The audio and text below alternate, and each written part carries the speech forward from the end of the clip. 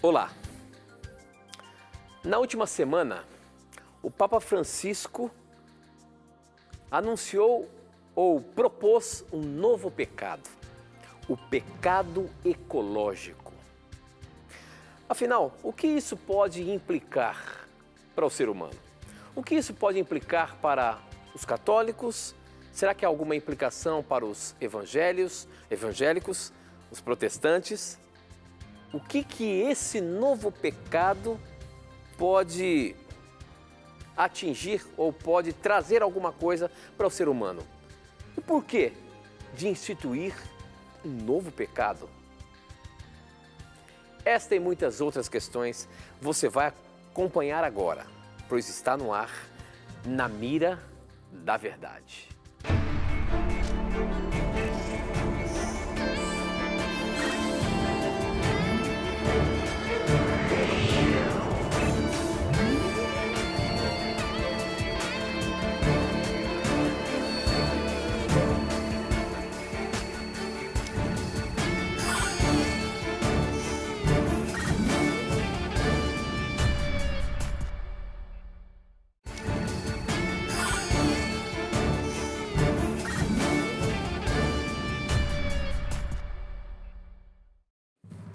Olá, seja muito bem-vindo. Estamos começando mais um programa Na Mira da Verdade. Este programa em que nós respondemos as dúvidas bíblicas, as suas dúvidas bíblicas, através da Palavra de Deus. E quem sempre está na mira para dar a resposta baseando-se na Palavra de Deus é ele, professor Leandro Quadros. E aí, professor, tudo bem? Tudo bem, Tito. Quero começar aqui rapidamente mandando alguns abraços para alguns telespectadores queridos.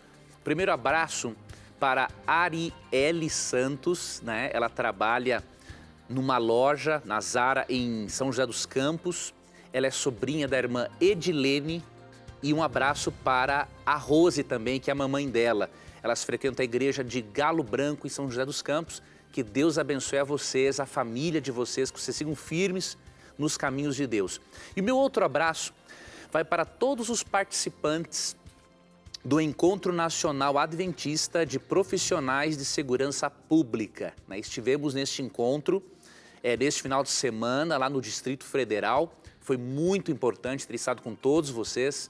Saibam, meus irmãos de segurança pública, que Deus conta com vocês para vocês serem policiais, agentes penitenciários, que servos de Deus, que sigam as instruções dele, em Lucas 3,14, e que você seja um instrumento de Deus para praticar a justiça, como diz Romanos 13, 1-4. E o meu abraço também para o meu amigo Eber e a sua esposa Juliana. Que Deus os abençoe e obrigado pelo carinho como nos receberam aí. Muito bem, professor, muito bem. Nós abrimos o programa de hoje sobre essa matéria ou essa notícia que foi anunciada aí nos últimos dias. Na última quinta-feira, o Papa esteve reunido com alguns advogados no Vaticano e ele mesmo avalia inserir no conceito católico, no conceito do catecismo, o pecado da ecologia. Inserir no catecismo essa questão do pecado contra a natureza. E professor, tudo bem, mas qual o sentido disso daí? O que pode estar por trás dessa questão do pecado ecológico? Será que isso já não é pecado? Destruir a natureza já não é pecado? Por que o Papa, nessa questão de querer inserir um novo pecado no catecismo ali? Qual o objetivo? Será que biblicamente a gente consegue ter algum vislumbre sobre isso? Em primeiro lugar, a intenção do Papa Francisco é muito boa. E por quê? Ele quer incutir na mente dos fiéis, né, de que o ser humano deve cuidar da natureza. E a Bíblia nos mostra que Deus deu exatamente esta função para os nossos primeiros pais. Os nossos primeiros pais, quando receberam de Deus o planeta Terra, eles receberam a incumbência de serem mordomos ou administradores do planeta que Deus deu para eles cuidarem. E obviamente que essa obrigação se estende para todos os seres humanos. Nós lemos aqui no livro de Gênesis, no capítulo 2, na verdade, sim, capítulo 2, versículo, aqui ó, versículo 20, diz assim ó, verso 18, não é bom que o homem esteja só. E aí o verso 15, o Senhor Deus tomou o homem e o estabeleceu no jardim do Éden para cultivar o solo e o guardar. Era o verso 15. Então Deus deu ao ser humano a função de guardar, de cultivar o jardim do Éden e de cuidar da natureza, porque todos os animais foram colocados sobre a responsabilidade de Adão.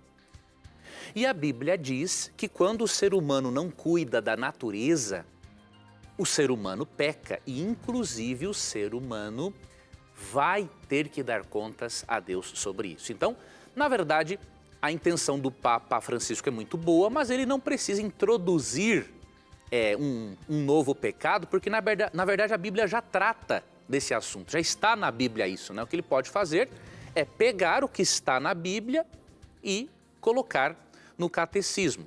Agora, já está na Bíblia, por exemplo, aqui nós lemos em Apocalipse 11, 18 o seguinte: as nações encolerizaram-se, mas foi tua cólera que chegou. É o tempo do julgamento dos mortos, tempo de recompensa para teus servos, os profetas, os santos e os que temem o teu nome, pequenos e grandes. Tempo da destruição para os que destroem a terra. Então, falando da volta de Jesus, fala que haverá um tempo em que Deus vai destruir os que destroem a terra. Então, todo ser humano que contribui para a destruição do ecossistema, que não se preocupa com a natureza, que desmata, que polui, tudo de forma irresponsável e destrutiva, Deus vai cobrar pesado do ser humano. Então, a intenção do Papa Francisco é muito boa. Nós precisamos realmente conscientizar as pessoas de que é pecado destruir a natureza, que Deus confiou ao ser humano para que o ser humano cuidasse dela. Entretanto, criar um novo pecado não é o correto, né? Porque a Bíblia já define, né, como algo que desagrada a Deus e como passível de juízo o destruir a natureza. Agora, existe uma implicação a mais neste desejo do Papa de introduzir no catecismo o pecado ecológico, né? A implicação é a seguinte: é fortalecer na mente das pessoas a importância da guarda do domingo. E por quê? Numa encíclica, numa de suas cartas, não é? A encíclica é uma carta direcionada a bispos e aos demais fiéis, é um comunicado.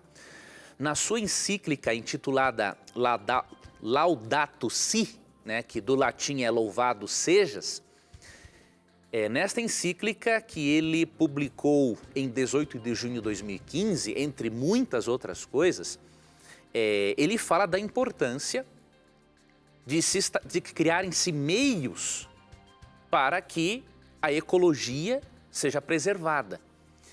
E num dos trechos dessa encíclica, ele diz aqui, página 237, por exemplo, depois que ele fala da Eucaristia, depois que ele fala do domingo como o dia do Senhor, ele, no finalzinho, ele diz o seguinte: o repouso, que no caso seria o domingo, né, é uma ampliação do olhar que permite voltar a reconhecer os direitos dos outros. Assim, o dia de descanso, cujo centro é a Eucaristia, difunde a sua luz sobre a semana inteira e encoraja-nos a assumir o cuidado da natureza e dos pobres. Então, o Papa vê na observância do domingo uma oportunidade para o cuidado da natureza e dos pobres, porque se as pessoas guardarem o domingo, não trabalharem no domingo, obviamente elas não vão poluir a natureza como poluiriam nos outros dias da semana, né? As indústrias não jogariam tanto lixo industrial na natureza.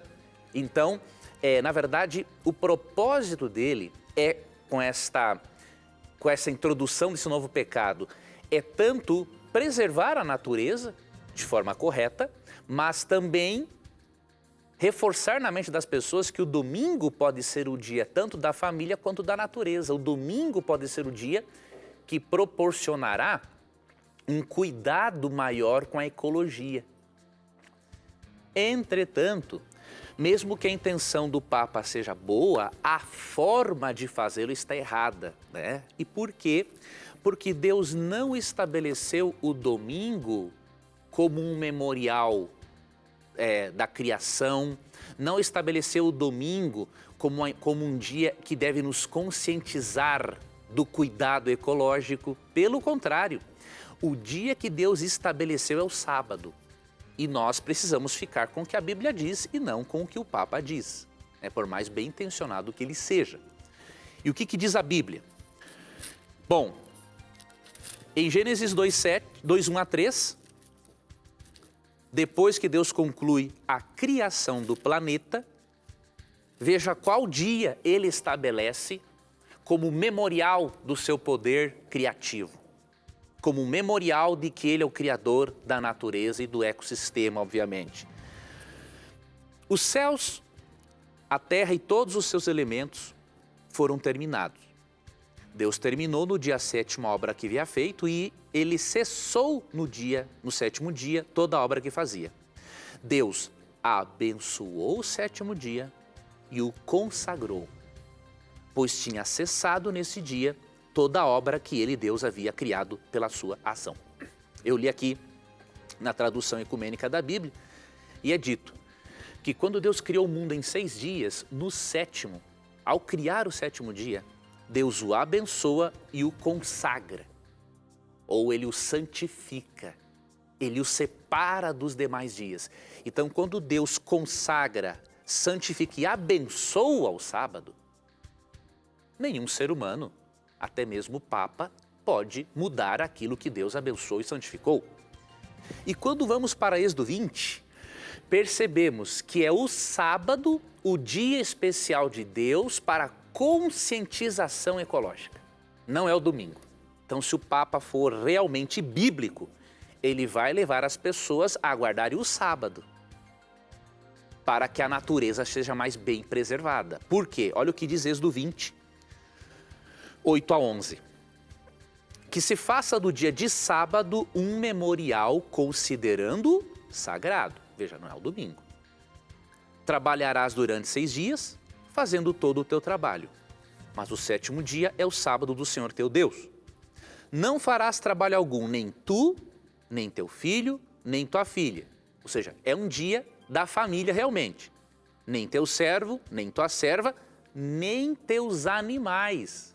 Olha, é o dia em que os animais também descansam, é o dia em que nós preservamos a natureza e paramos de sugar os recursos naturais, para que a natureza descanse, se recupere e possa nos dar mais recursos. Pois em 6 dias fez o Senhor fez o céu e a terra, o mar e tudo que eles contêm, mas no 7º dia repousou. Eis porque o Senhor abençoou o dia de sábado e o consagrou.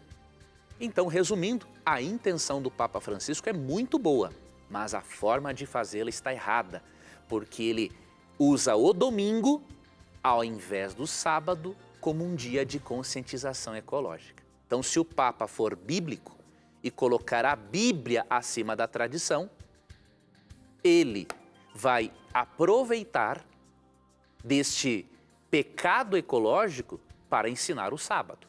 Se ele aproveitar disso para ensinar o domingo, ele está colocando a tradição eclesiástica acima da Bíblia e, obviamente, nós não concordamos neste aspecto. Mas, professor, a única coisa que pode trazer também alguma interrogação para a gente é o fato de ele instituir um pecado. Eu acho que ele instituir um pecado, não, eu acho que já, biblicamente, já mostra que fazer mal à natureza pode ser um pecado, não é isso? Sim, foi o que instituir. Foi o que eu disse na introdução da resposta, né? Eu li Apocalipse 11, 19, né? E demonstrei que a Bíblia já mostra que Deus vai destruir os que destroem a terra. Então, o que eu falei no início da resposta? Que o que ele pode fazer é pegar algo que está na Bíblia e colocar no catecismo. Agora, criar um mandamento é uma pretensão muito grande, né? É verdade. Porque ele não é Deus e, segundo, porque a Bíblia já diz que é pecado, que é errado, que é passível de juízo, a destruição da natureza. Muito bem, muito bem. Para você participar do programa, você pode mandar suas perguntas por SMS. O número é 12 981510101. Eu recebo aqui na hora. Ou então você pode mandar através das redes sociais. Pelo Facebook, namiradaverdade.nt, pelo Instagram, @namiradaverdade e ainda no nosso blog novotempo.com/namiradaverdade. Nós estamos falando aí sobre essa questão do sábado, aí automaticamente as perguntas começam a chegar sobre o sábado. Eu tenho aqui já no SMS, tenho aqui também pelo Facebook. O Emanuel pelo Facebook, ele tem várias dúvidas. Eu nem sei se é dúvida ou ele está querendo colocar a gente na mira mesmo. Porque ele fala o seguinte, ó, se o sábado tem força de lei para a igreja, então por que nunca vimos a igreja primitiva se reunir no sábado? Outra coisa que ele fala, por que homens de Deus como Lutero, Calvino, Wesley, Moody, Finney e tantos outros citados por Ellen White não guardaram o domingo e não o sábado? Então ele está colocando aqui essa questão do sábado, professor. Afinal de contas, a igreja primitiva guardou o sábado? Veja, nós temos que primeiramente analisar que a Bíblia dos cristãos primitivos era o Antigo Testamento, né? Paulo, quando escreveu 2 Timóteo 3,16, ele diz assim, toda a Escritura é inspirada por Deus. A Escritura de Paulo era o Antigo Testamento. Então, se a Bíblia dos cristãos primitivos era o Antigo Testamento, e o Antigo Testamento repetidas vezes fala que o sábado é o dia de guarda, é totalmente ilógico e irracional eu imaginar que os cristãos primitivos bíblicos guardavam o domingo no lugar do sábado. A Bíblia deles não ensinava domingo, ensinava o sábado.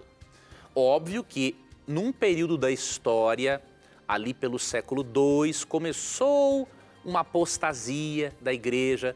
Os cristãos foram guardando o sábado e o domingo juntos, até que, por volta do IV século, Constantino institui o domingo como dia oficial, obrigatório no Império Romano, mas já vinha de um processo anterior essa substituição do sábado para o domingo, por várias razões, eu não vou entrar neste ponto agora. Agora, os cristãos primitivos, né, apóstolos, é óbvio que eles guardavam o sábado porque a Bíblia deles, o Antigo Testamento, ensinava o sábado, né? Outra questão, você vê diversas reuniões no sábado, né? Então, vou lhe dar aqui alguns textos como exemplo. Mas alguns vão alegar assim, mas eles se reuniam no sábado porque eles eram judeus ou queriam alcançar os judeus. Não, mais do que isso.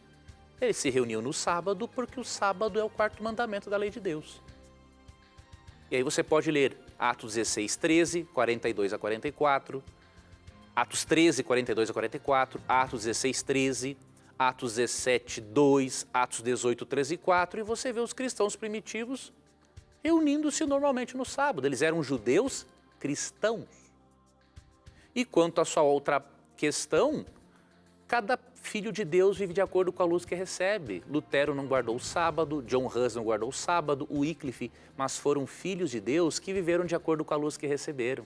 E Deus os usou. Agora, se você tem mais luz que eles em relação ao mandamento, Deus vai cobrar de você. Ok? Ok, professor, muito bem.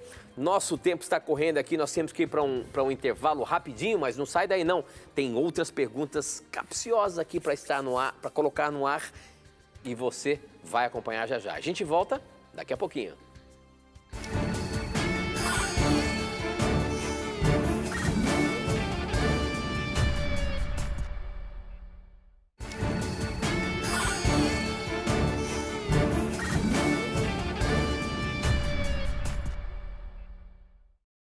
Já estamos de volta e logo no começo do programa eu quero dizer para você que nós temos um curso bíblico gratuito para oferecer para você. Você pode estudar a Bíblia com a gente através desta revista aqui. Na verdade, é um curso bíblico no formato de uma revista. Verdades para o Tempo do Fim. Um curso bíblico direto para o tempo em que vivemos, o tempo do fim. E se você quer aprender mais por que estamos passando por esse momento, até onde vamos, o que as religiões têm ensinado, o que a Bíblia tem falado sobre o tempo do fim, você pode pedir agora mesmo. Basta você acessar o nosso blog agora, se você quiser. novotempo.com/na mira da verdade. Você vai ver lá, peça seu curso bíblico gratuito. Você vai solicitar o curso bíblico Verdades para o Tempo do Fim. Ou você pode ligar para a gente no horário comercial. 0 operadora 12 21 27 3121 é o número onde nós temos uma equipe muito grande para atender a sua ligação, fazer o seu cadastro e mandar para você gratuitamente. Você não vai pagar nada, nenhum envio. É um presente e é um presente poderoso, meu irmão. Se você quer aprender mais da Bíblia, se você é curioso, se você quer saber exatamente o que a gente tem falado e ensinado aqui na Novo Tempo, peça o curso bíblico Verdades para o Tempo do Fim e você vai se surpreender, tá bom? Muito bem, professor, aqui pelo nosso Instagram está bombando, o pessoal mandando as perguntas pra gente aqui. Eu quero colocar uma pergunta que já há um tempo não tem aparecido aqui no programa, mas é uma pergunta que traz um rótulo para a Igreja Adventista. A pergunta é a seguinte, quem mandou foi o Ronivaldo, ele fala o seguinte, ele é de Sebastião Leal, no Piauí. Eu gostaria de tirar uma dúvida, por que muitas religiões acusam a Igreja Adventista de ser uma seita? Por que eles têm isso em mente? Professor, por que a Igreja Adventista é acusada de ser uma seita? E me diga aí essa questão de seita. Pode ser, de fato, ser considerada uma seita a Igreja Adventista? Veja, em primeiro lugar, existem algumas definições para a seita, né? Seita tem uma definição, tem um sentido positivo e tem um sentido negativo. O sentido positivo é de que seita é um grupo, uma minoria diferente dos demais. Isso pode ser positivo. Já no aspecto negativo ou pejorativo, seita é um grupo diferente dos demais e que segue heresias, doutrinas que não estão de acordo com a Bíblia. Muitos dizem que o Adventismo é uma seita, há vários motivos. Falta de informação, né? A pessoa estuda fontes que não são primárias, não lê uma obra mesmo adventista, fica lendo o que os outros dizem sobre a Igreja Adventista. Existem, além da falta de informação, existe a ignorância, obviamente. As pessoas desconhecem aquilo que a Igreja Adventista realmente crê. E existem também os mal-intencionados, né? Tem gente mal-intencionada, né? Que, por alguma questão até mesmo financeira, né? Para não perder fiéis de suas igrejas quando aprendem e estudam sobre a Bíblia, é mais fácil rotular o Adventismo como uma seita e aí afastar as pessoas dos supostos hereges, né?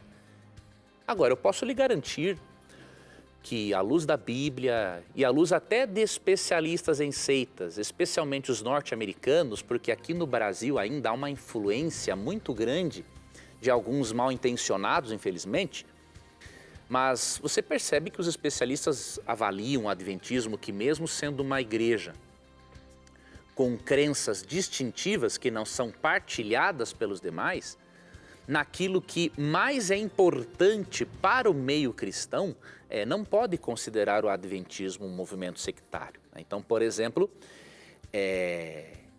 eu creio que por uma questão de coerência, só deveria dizer que a Igreja Adventista é uma seita quem pelo menos leu o livro Nisto Cremos e o livro Questões sobre Doutrina. Quem não leu pelo menos esses dois livros, ele não tem base alguma para dar uma opinião, né?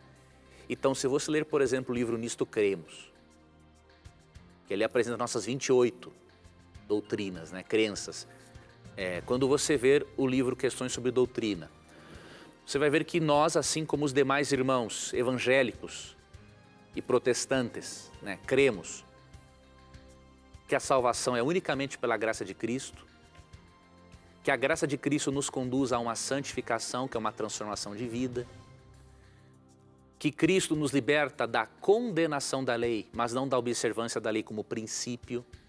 Cremos na doutrina do juízo, cremos na doutrina da Trindade, cremos na divindade de Jesus, cremos na personalidade e divindade do Espírito Santo, cremos na encarnação de Cristo, cremos no nascimento virginal de Cristo. Então, naquilo que é mais de importante e valioso, cremos que a Bíblia é a nossa regra de fé e prática, estamos em harmonia com os demais cristãos. Então, não dê atenção a essas pessoas desinformadas. Eu já vi gente boa, gente grande, não é? Na internet, dando uma aula, uma palestra sobre o Adventismo, e eu fico até com dó, porque quando você olha, o indivíduo cita umas fontes que não tem nada a ver, visivelmente não leu todo o livro Nisto Cremos e o Questões sobre Doutrina, aí fala mal de Ellen White, nunca leu uma obra dela. Então, meus amigos, é uma grande falta de cultura da nossa parte criticarmos um movimento religioso sem sabermos o que ele realmente acredita. Então, meu convite para você é: estude, continue vendo a TV Novo Tempo e veja se na programação da Novo Tempo, se nos ensinos que os programas da Novo Tempo apresentam, há algum ensino sectário. Se você perceber isso, pare de assistir a Novo Tempo. Agora, se você não perceber, questione as pessoas que estão lhe dizendo o que estão lhe dizendo a respeito sobre o Adventismo. Muito bem, professor. Tem uma pergunta aqui que chegou pelo SMS que faz uma referência, eu analisando a pergunta, depois fiz uma referência a Salomão. Mas vamos lá, eu vou colocar a pergunta do jeito que chegou aqui. Quem mandou foi o Edson, ele é de Campinas. Obrigado pela sua participação, Edson. Ele diz o seguinte: a paz do Senhor Jesus. Gostaria de saber a diferença na Bíblia entre sabedoria e conhecimento, pois dá a entender que sabedoria vem de Deus e conhecimento é uma busca humana. Agora, como obter revelações sem sabedoria vinda de Deus? Obrigado pelo apoio e excelente qualidade de serviço e amor aos telespectadores. Obrigado a você pela sua participação, Edson. E um abraço à família aí também que está acompanhando o programa. Professor, eu me lembrei de Salomão. Salomão, o pedido que ele fez a Deus é que ele tivesse sabedoria, né? Será que a gente pode considerar que sabedoria e conhecimento tem diferença, professor? Tem relação de sabedoria vir de Deus e conhecimento vir dos homens mesmo?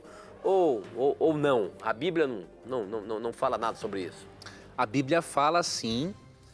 Aqui no livro de Provérbios nós vemos uma relação muito íntima entre sabedoria e conhecimento, mas há uma diferença pequena entre ambas, mas profunda. Vamos ler aqui Provérbios 1, vou ler aqui dos versos 1 até o 5. Provérbios de Salomão, filho de Davi, rei de Israel, para dar a conhecer a sabedoria, a educação e a compreensão de sentenças inteligentes, para proporcionar uma educação esclarecida, justiça, equidade, retidão, para proporcionar aos inexperientes a prudência, aos jovens, conhecimento e discernimento. Veja, o conhecimento vem em consequência da sabedoria. Vamos continuar. Que o sábio escute e aumentará seu cabedal. E o homem que entende aprenderá a arte de dirigir, para a compreensão do provérbio e da palavra figurada, das máximas dos sábios e dos seus enigmas. O temor do Senhor é o princípio do conhecimento. A sabedoria e educação, os estultos as desprezam. Então, o que é sabedoria no conceito bíblico? É você respeitar a Deus e você colocar em prática aquilo que você aprende. Então, uma coisa é uma pessoa que tem conhecimento, mas ela pode não ser sábia.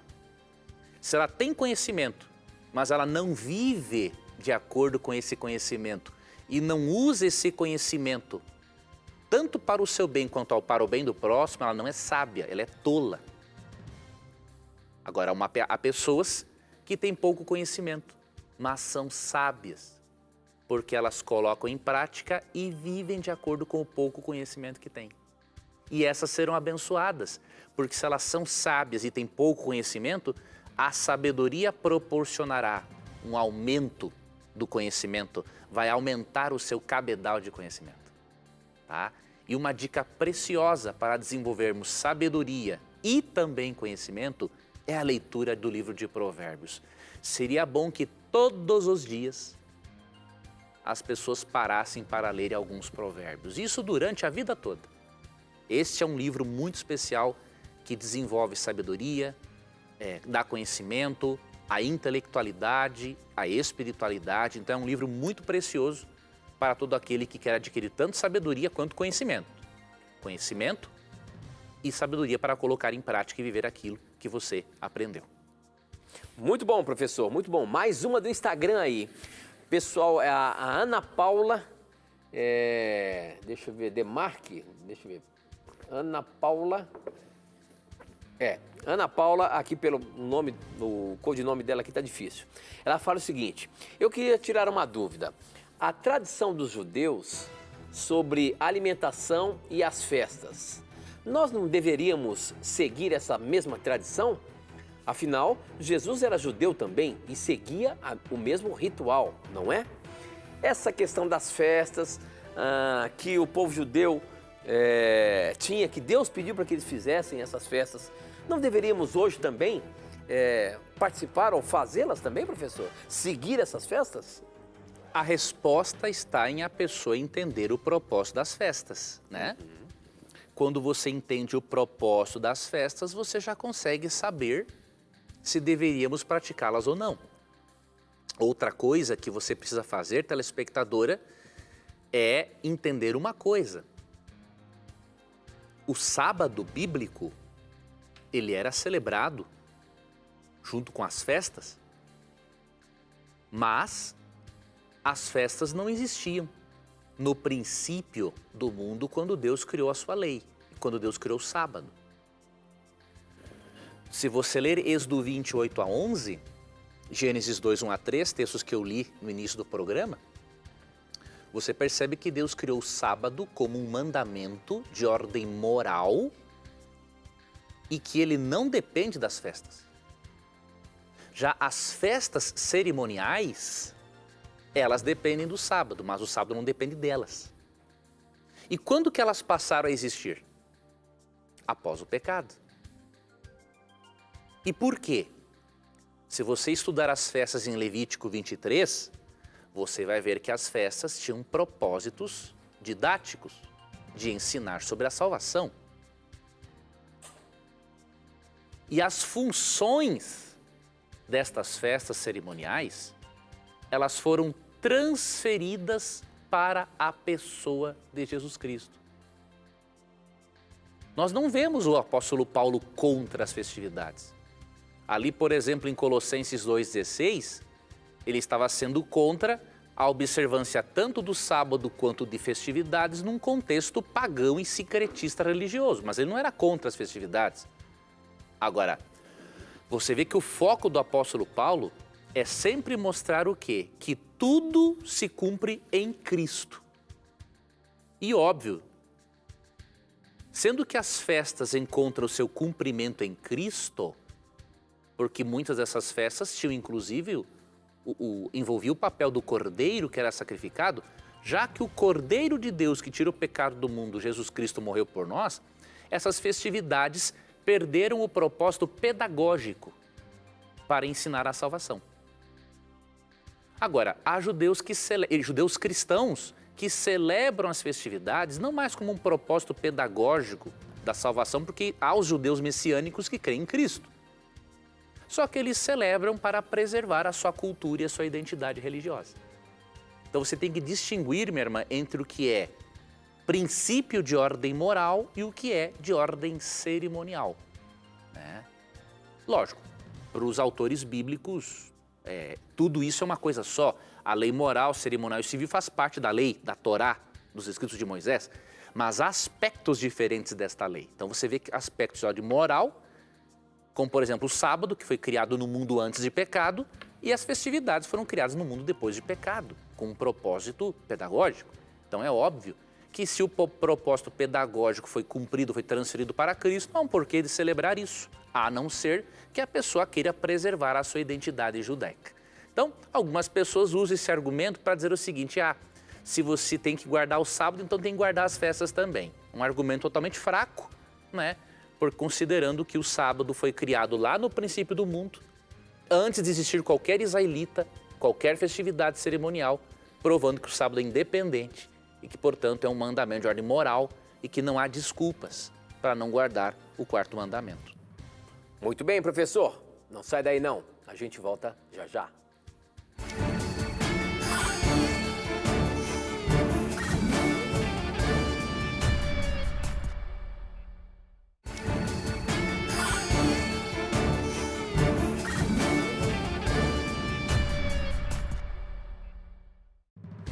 Já estamos de volta ao vivo, é um prazer ter a sua companhia. Eu queria agradecer a você que faz o programa Na Mira da Verdade acontecer. Todos vocês que têm mandado perguntas para a gente, seja através do nosso Instagram, seja através do Facebook, pelo SMS, são vocês que fazem o programa acontecer. As suas perguntas, as suas dúvidas, os seus questionamentos é que são colocadas na mira e a resposta vem baseando-se na palavra de Deus. Obrigado pela sua participação, obrigado por você estar aí sempre com a gente. A gente tem telespectadores que há tanto tempo estão aqui com a gente. Tem muitos que já mandaram perguntas mais de 100 vezes. Não desanime, não desanime. A sua dúvida, ela é respondida pela sua pergunta ou por algum outro que faz também a mesma pergunta. Mas é importante ter a sua questão aqui. É importante que você mande. Portanto, se você está aí, não vou mandar mais. Não perca tempo não, mande sim. Use os mecanismos que nós disponibilizamos aqui para você. Seja através do SMS, seja através do Facebook, do Instagram, do nosso blog. Mas mande a sua dúvida, porque ela pode ser muito importante, não só para você, mas como para muitas pessoas. Formule uma boa pergunta e mande para a gente. Essa aqui chegou aqui pelo nosso Facebook, pessoal que está acompanhando a gente, pessoal que está aqui ligadinho na transmissão que estamos fazendo também pelo Facebook, mandou essa questão aqui, professor. O Luiz Furman, ele pergunta o seguinte, ele diz o seguinte, né, e quer saber: vocês creem na Trindade? Então me respondam. Quem inventou a Trindade? Porque na Bíblia, nas Bíblias antigas, jamais está escrito que existe uma terceira pessoa. Isso é invenção da Igreja Romana. Vamos ajudar aí nosso amigo Luiz Furman, professor. Que história é essa que na Bíblia nunca esteve escrito a terceira pessoa da Trindade, o Espírito Santo, e que isso é uma invenção da Igreja Romana? Se defenda aí, meu amigo. Antes eu queria mandar um abraço, eu me esqueci de mandar um abraço para dois queridos amigos que eu conheci em Brasília, o Juan e a Mônica. O Juan é um hispano, ele vivia na Espanha mesmo, e ele, quando veio para o Brasil, ele aprendeu português assistindo Na Mira da Verdade. E o Juan e a Mônica também nos receberam com muito carinho, ela é brasileira, eles são um casal muito querido. Deus abençoe a vocês, meus irmãos, obrigado por terem nos recebido. Quanto à doutrina da Trindade, a doutrina da Trindade não foi criada por ninguém, ela foi criada, ela é o próprio Deus, né? Se alguém criou a doutrina da Trindade, foi o próprio Deus. Então, existe muita desinformação histórica e teológica a respeito desse assunto, né? Normalmente a pessoa que diz que a doutrina da Trindade é uma criação da Igreja Católica, ela nunca estudou nem um pouco de teologia histórica ou de teologia sistemática, né? Então, é um problema isso, é um problema porque nós vivemos numa era em que as pessoas querem dar opinião sobre tudo, mesmo que não tenham conhecimento a respeito do assunto. Então nós deveríamos dar a opinião a respeito daquilo que conhecemos. Então, por exemplo, a Bíblia mostra em muitos textos a existência de 3 pessoas como fazendo parte da divindade. Mas são muitos textos realmente. Eu vou ler aqui apenas alguns, e depois eu vou lhe dar uma razão do porquê não foi a Igreja Católica que inventou a doutrina, né? Então não tem fundamento uma coisa dessa. Em primeiro lugar, João 14,16. João 14,16 é um texto, entre muitos outros interessantes, que diz assim: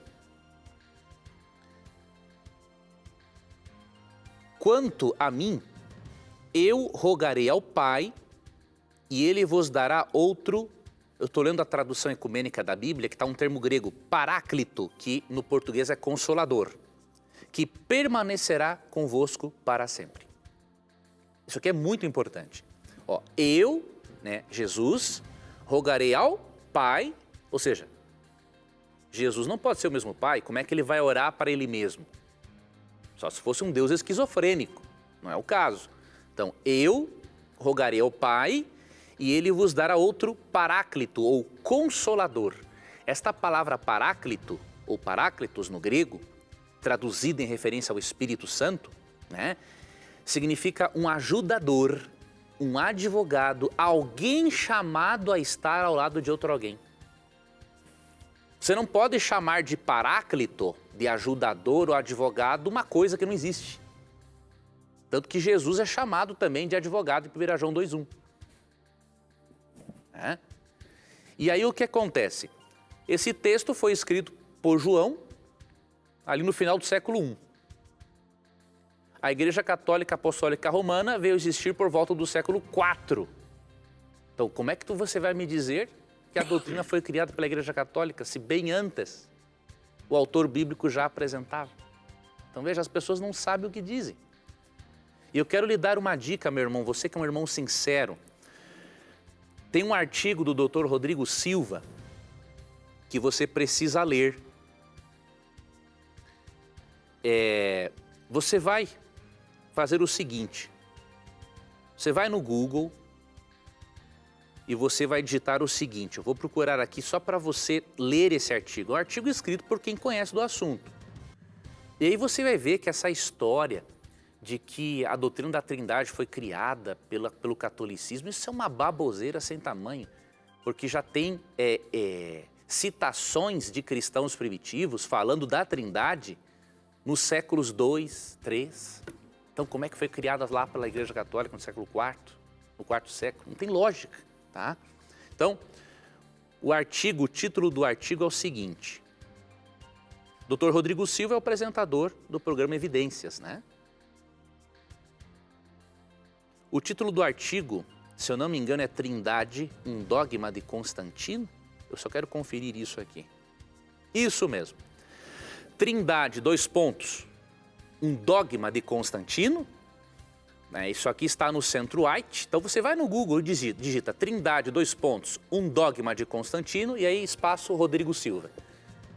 O indivíduo que ler esse artigo e continuar dizendo que é uma invenção católica a doutrina da Trindade, ele está viajando na maionese, está mais por fora do que arco de barril, tá? Então, a leitura desse artigo é obrigatória para quem quer ter um conhecimento correto acerca do assunto. Muito bem, professor. Tem uma perguntinha aqui que chegou pelo nosso SMS. Deixa eu colocar ela aqui na mira da verdade. Deixa eu ver se tem um nome. Foi o Silvio Jacob. Ele é de São Paulo e a pergunta dele é a seguinte. Em Ezequiel 28, dos versos 11 até o 19, a referência é ao rei de Tiro. Mas muitos consideram que a referência é a Satanás. Qual o entendimento correto? Falando de Tiro, esse rei tirano que foi, ou de fato a Satanás que está escrito ali em Ezequiel 28, a partir do verso 11? Muito boa pergunta. Eu vou fazer uma análise breve com você do capítulo 28 de Ezequiel para você perceber que realmente, primariamente, né, o texto se refere ao rei de Tiro. Mas Deus também aqui está o aplicando a Satanás. Você vê Deus falando do rei de Tiro e você vê Deus mandando um recado para Satanás, porque Tiro e Satanás ambos eram perversos. Vamos fazer uma análise breve de alguns versos para você perceber que mesmo o propósito principal do capítulo 28 sendo uma profecia, né? Deus deu uma profecia contra o rei de Tiro, que era um rei ímpio, né? Vai além. Aqui é mais uma profecia com dupla aplicação, né? Deus fala principalmente do rei de Tiro, mas ele também manda um recado para Satanás. Então, aqui, ó, dos versos 1 a 9, claramente você vê que o capítulo fala do rei de Tiro, né? Verso 11 também. Agora, quando você vai para o verso 13 em diante, aqui você já vê que não é só uma referência ao rei de Tiro. O que diz aqui, ó? Estavas no Éden, jardim de Deus. Ou seja, Tiro não esteve no paraíso? Né? De todas as pedras preciosas te cobrias, o sárdio, o topázio, o diamante. E olha o verso 14. Tu eras querubim da guarda ungido. Como que um ser humano pode ser querubim? Querubim é uma classe de anjo, né? Tu eras querubim da guarda ungido e te estabeleci. Permanecias no monte santo de Deus, no brilho das pedras andavas. Perfeito era nos teus caminhos, desde o dia em que foste criado. Isso aqui não se aplica a um ser humano, a não ser antes do pecado, né?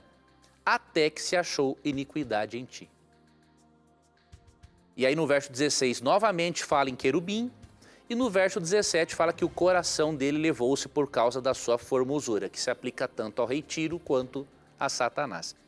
Então você vê aqui que o foco do capítulo é o rei de Tiro, mas também Deus quer mandar um recado para Satanás, porque a menção dele no paraíso, a menção dele como querubim, a menção dele como tendo sido criado perfeito, isso aqui não pode se aplicar ao rei de Tiro, né? Tem que se aplicar a um ser celestial, neste caso, Lúcifer, antes da queda. Muito bem, temos ainda mais um tempinho aqui, eu acho que dá pra gente responder essa aqui, que chegou pelo nosso Instagram. Quem mandou foi o Derek, e a pergunta dele é a seguinte. Faz um bom tempo que eu venho estudando a Bíblia juntamente com quase todos os programas da Novo Tempo. E a minha dúvida é, tudo aquilo contido no Velho Testamento ainda pode se fazer presente hoje? Como, por exemplo, guardar o sábado, não comer carne de porco. Eu sou da Assembleia de Deus e muitas vezes sou desprezado por seguir a Bíblia da mesma forma que os adventistas seguem. Gosto muito de vocês e espero que respondam essa minha dúvida. Professor, a questão do Velho Testamento, ainda nós vivemos o que o Velho Testamento tem para nos orientar? Ou seja, tem a guarda do sábado, tem a questão do dízimo, tem a questão do não comer carnes imundas, como a carne de porco, por exemplo. Enfim, vários outros ensinamentos. Veja, querido irmão, parabéns por você ser uma pessoa tão sincera, né, em querer seguir a Bíblia.